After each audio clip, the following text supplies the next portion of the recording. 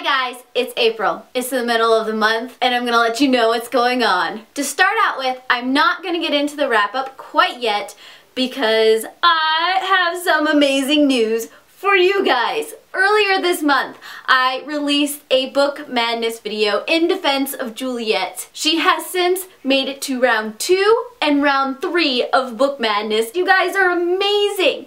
But we have this third round to get through to the 4th and final round, and so if you haven't checked out that video yet, I highly recommend that you do.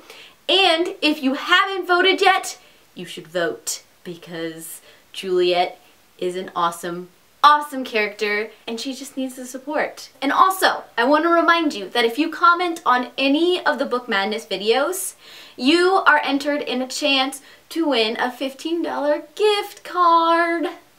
And it doesn't just have to be my video. You can enter multiple times by commenting on multiple videos.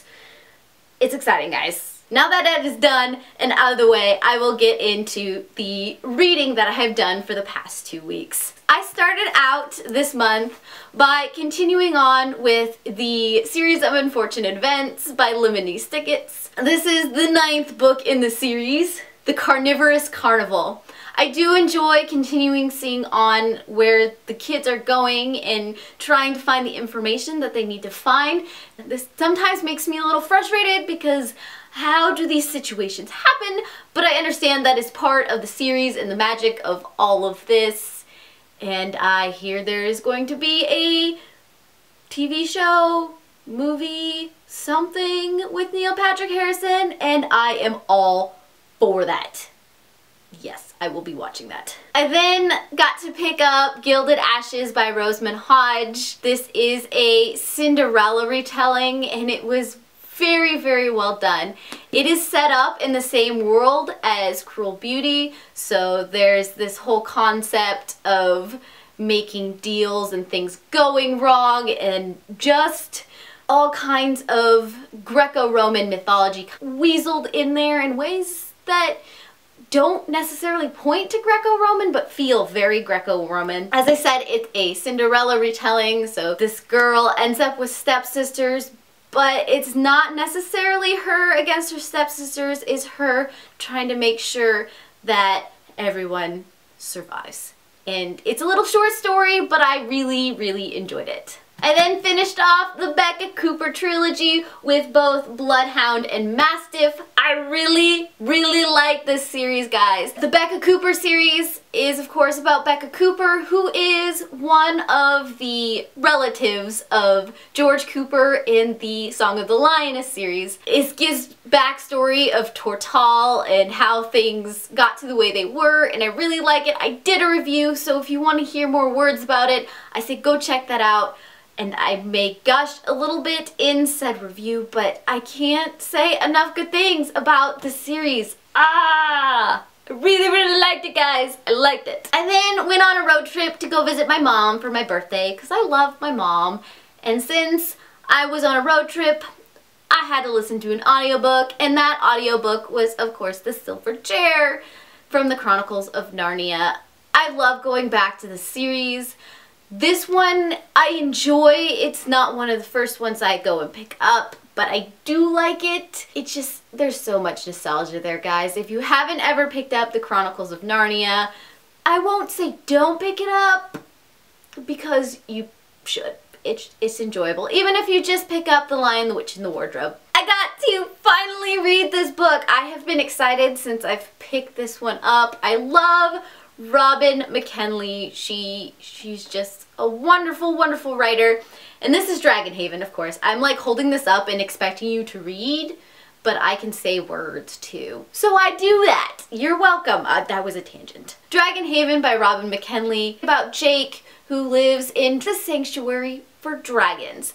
Dragons are debated on whether or not they actually exist, but everyone knows in this haven that they do exist. They're just not always seen. There's weird political laws that prevent you from hurting dragons or taking care of dragons. It's pretty much a no-touch policy. But Jake one day finds a dying mother and one of her babies. The baby is alive, and so he just takes initiative and starts to take care of this dragon, and it basically takes off from there. It's about Jake learning how to take care of a dragon, what dragons really are, because people have never been up close to dragons before. They've seen them from afar, at least a select few of people have seen them from afar, and this is the first time dragons have really truly interacted with humans, and there's this whole political issue that starts going on because of certain dragon laws. I set up like Jake telling the story after the fact and chronologically everything that happens so that it can be his memoir in a way. I enjoyed it. I really did. Then there was this book, Death Comes to Pemberley by P.D. James. This book takes place after Pride and Prejudice and The Wedding and a few years down the line where the Darcys have children. It takes all of those beloved Jane Austen characters and then throws in a murder mystery. It wasn't done in a way that kept me captivated. A lot of it was, okay, this happened, there's this trial, and then you get this info dump of what really happened at the end. There is a mini-series drama that is done over this story, and it was done brilliantly. I loved what they did with that drama. However, this book did not impress me in the least, unfortunately. And finally, I read Browsing: A Year of Reading, Collecting, and Living with Books by Michael Dirda.